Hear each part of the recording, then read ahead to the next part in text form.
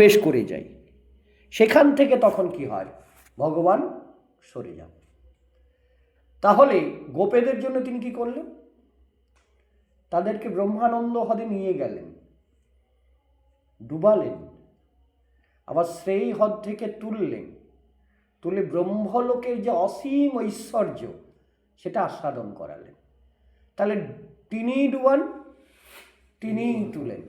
তার ওই যে বলছে না নজরুল, খেলিছ এ বিশ্বলয়ে এ বিরাট শিশু মনে মনে। এই যে তো গোপগণের এই উপলব্ধির কাহিনীতে শ্রীমদ্ ভাগবত আমাদের কাছে তুলে ধরতে চেয়েছেন সাধনার কয়েকটি বিশিষ্ট ভূমি।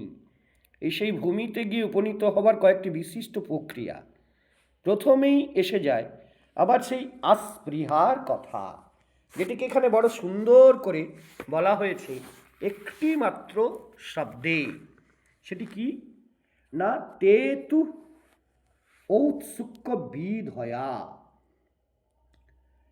এই যে ধী বা বুদ্ধির মধ্যে ঔৎসুক্য, উদ্বেলতা, আকুলতা জেগে ওঠে, এরই অপেক্ষায় তিনি থাকেন যে কখন আমাকে আকুল করে ডাকবে। এদের এই যে ডাক, গোপগণের যে ডাক, সেইখানে আকুলতা ছিল। রামকৃষ্ণদেবের কথায় প্রসঙ্গে আসবেই আসবে। তিনি বলছেন মাঘ ছেলের জন্য লোক ঘটি ঘটি কাঁদে, ঈশ্বরের জন্য কে কবে কফোঁটা চোখের জল ফেলেছে। তাহলে আমরা কি ফোকটে বা ফকটিসে পেতে চাইছি? এটা কিন্তু ফোকটের জিনিস নয়। তার উদাহরণ দুজনে, আমি আজ দুজনের কথাই বলবো। আজ ভীষণ ভীষণ পবিত্র দিন। একজন রয়েছেন গম্ভীরায়, শ্রীকৃষ্ণ চৈতন্যদেব। তিনি কি করছেন, তিনি হচ্ছেন গোপী প্রেমের স্রষ্টা।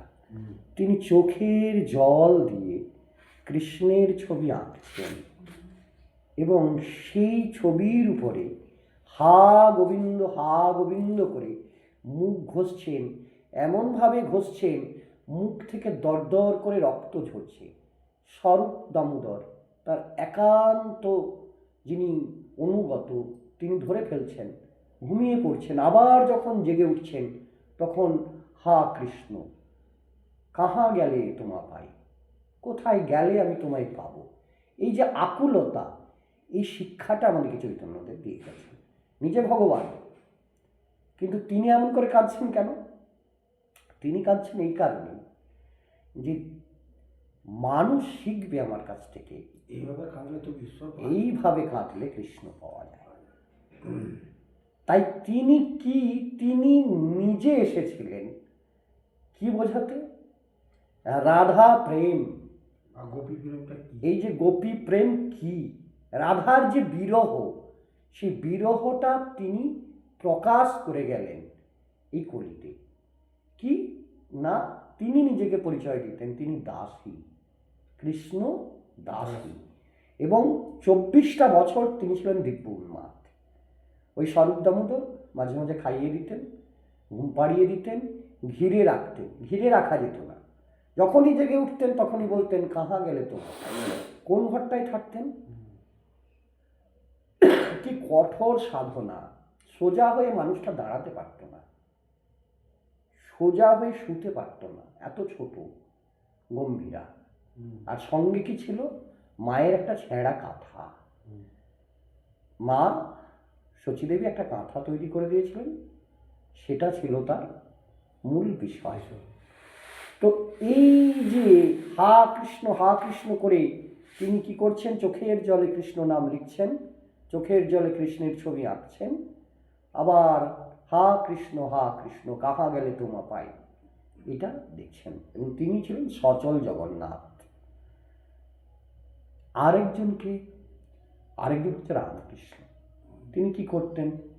তিনি দক্ষিণেশ্বরের ঘাটে গিয়ে দাঁড়াতেন আর ডুবন্ত সূর্যের দিকে তাকাতেন আর বলতেন, মাগো আজকের দিনটাও চলে গেল, তোকে তো দেখা পেলাম না। দিয়ে কাঁদতেন আর মুখ ঘষতেন, মা মা বলতেন, আর দেখা দে বলতেন। এই যে আকুলতা, এইখানে আমরা দেখব যে এই যে গোপগণ, তাদের মধ্যে আকুলতা ছিল এবং বিশ্বাস ছিল। কি বিশ্বাস ছিল? যে আমাদের কানাই সে যদি তার বাবাকে ওই যে বরুণ, সেই বরুণের সাম্রাজ্য নিয়ে গিয়ে সেই বরুণদেব তাকে প্রণাম করছে, সেই দৃশ্য যদি দেখাতে পারে, তাহলে আমাদেরকেও তিনি ব্রহ্মানন্দ এবং যে বৈকুণ্ঠ সেটা আমাদেরকে দেখাবে। এই আকুলতা এবং শরণাগতি বিশ্বাস, এই কয়েকটা সম্পদ আমাদের ভাগবত তো পরমংশ সংহিতায় আমরা যে চ্যাপ্টারটা পড়ছি সেটি হচ্ছে মানে মাখন স্বরূপ, ভাগবতের মাখন স্বরূপ, সেটা আমরা আস্বাদন করছি। সেইখানে দেখব যে তার কি অপার করুণা, এবং আজকের দিনে আমরা সেটা শ্রবণ করছি। আজকের দুটি দিন, একটি হচ্ছে চৈতন্যদেবও আজকের দিনে জন্মগ্রহণ করেছিলেন, আবার রামকৃষ্ণদেবও আজকের দিনে জন্মগ্রহণ করেছিলেন। এবং কেমন করে চৈতন্যদেব জন্মগ্রহণ করলেন? সেদিনও ছিল কিন্তু এরকম চন্দ্রগ্রহণ। গোটা নদিয়া শহর হরে কৃষ্ণ কৃষ্ণ কৃষ্ণ হরে হরে, হরে রাম রাম রাম হরে হরে ধ্বনিতে ধ্বনিতে সমস্ত পরিপূর্ণ মৃদঙ্গ খোল। সেই দিনে তিনি পৃথিবীতে এলেন। অর্থাৎ তিনি যে আসছেন তার আবির্ভাব লগ্নেই তিনি নিজেই ব্যবস্থা করে এলেন। তো আমরা সেই দোল পূর্ণিমার দিনে আমরা রাস আস্বাদন করছি, এবং এইখানে আমরা দেখব যে কৃষ্ণ শুধু গোপীগণকে নয়, যেটা আমাদের কীর্তনীয়ারা ভুল ব্যাখ্যা করেন, যে তিনি গোপীদেরকে যে রাসলীলা দেখিয়ে তিনি যে ঈশ্বর সেটা প্রমাণ করেছিলেন তা কিন্তু নয়। তিনি গোপগণকেও সেই রস সমুদ্রে তার যে পূর্ণ রূপ, তিনি যে স্বয়ং ভগবান সেটা দেখিয়েছিলেন। কাকে আগে দেখালেন? আগে দেখালেন তার পিতাকে, তারপর অন্যান্য গোপীদেরকে। এবার কি বলছেন যে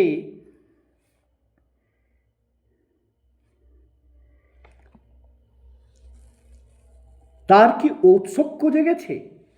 এই যে তার কি ঔৎসুক্য জেগেছে মানে যিনি ভগবানকে দেখতে চান তার নিজের কি ভগবানকে দেখার জন্য উৎসাহ জেগেছে? যদি জাগে তাহলে কিন্তু দেখা পাবে, এবং সেটা যদি আন্তরিক হয়। এখানে বলা হচ্ছে যে এই যে ধী বা বুদ্ধির মধ্যে উৎসুক্য, উদ্বেলতা, আকুলতা জেগে ওঠা, এরই অপেক্ষায় তিনি থাকেন। তার কি ঔৎসুক্য জেগেছে? যদি দেখেন জেগেছে, অমনি তিনি করুণায় কৃপয়া তার দিকে ঝুঁকে পড়েন, ভাবতে থাকেন অচিন্ত্যত তার ঔৎসুক্য মেটানোর জন্যে, আকুলতা ঘোচানোর জন্যে, তার সংকল্প বা চাহিদা পূরণের জন্যে সংকল্প সিদ্ধয়ে। আগে টেস্টিং করেন যে তার আকুলতাটা কতটা ঠিক কিনা।